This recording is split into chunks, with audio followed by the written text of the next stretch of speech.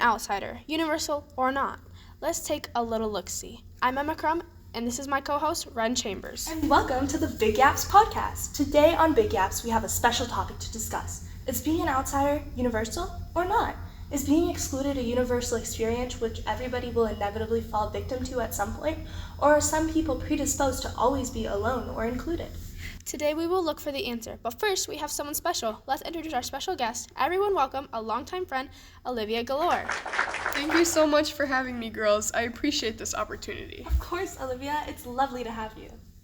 Olivia, have you ever had to experience being an outsider, or do you have any sources from other people about being an outsider? Well, yes, actually. I brought with me some examples from an article called By Any Other Name, which has some really strong, powerful quotes on how being an outsider is a universal experience. This first one is a favorite of mine. I could hear them speaking in their funny accents, and I began to feel more and more out of place. This describes how they don't know how they speak, and the accent is really hard for them to understand because they're of different ethnicities. And that's just the first quote I have, though. Here's another one from later in the article. You can bury a dog's tail for 7 years and it still comes out curly, and you can take a Britisher away from his home for a lifetime, and he still remains insular. This quote explains how the mother feels resentful of the British because of how they treat other ethnicities like outsiders. Wow, Olivia, that was a really powerful collection of quotes.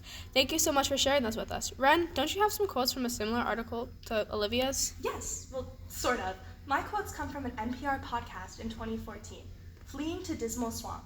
Everyone in this room has heard of the Underground Railroad, correct?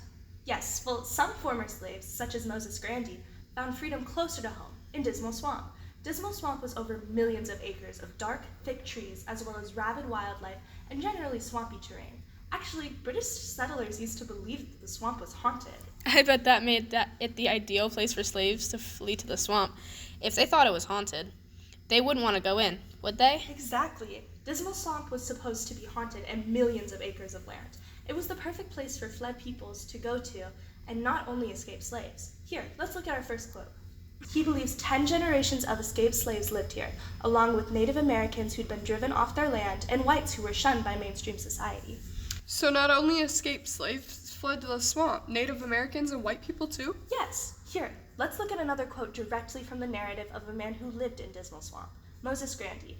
In 1843, Moses Grandy published an autobiography about his time in the swamp. Let's look at this quote about his experience living in the swamp. Here, among snakes, bears, and panthers, I built myself a little hut and had provisions brought to me. I felt to myself so light that I almost thought I could fly. And in my sleep, I was always dreaming of flying over woods and rivers. Slavery will teach any man to be glad when he gets his freedom. Moses Grandy is still an outsider during his time in the swamp, but he's so much happier living on his own than living as a slave. He doesn't feel like an outsider any longer, even though, by definition, he still is. Those are some really good quotes. I have a few myself that help us determine if being an outsider is universal or not. The boy was deaf, and because he could not understand what people said, they thought him foolish and dull-witted. Even his relatives wanted nothing to do with him. These quotes come from a reading called The Orphan Boy and the Elk Dog. My second quote I have describes how he adjusted and became liked because he did something no one else has had managed to do, which is get a herd of elk dogs. You have indeed done something great, grandson, said Good Running, and he spoke true.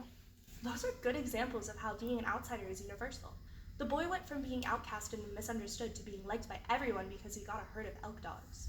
I believe that all of the quotes from our stories help develop the idea that being an outsider is universal.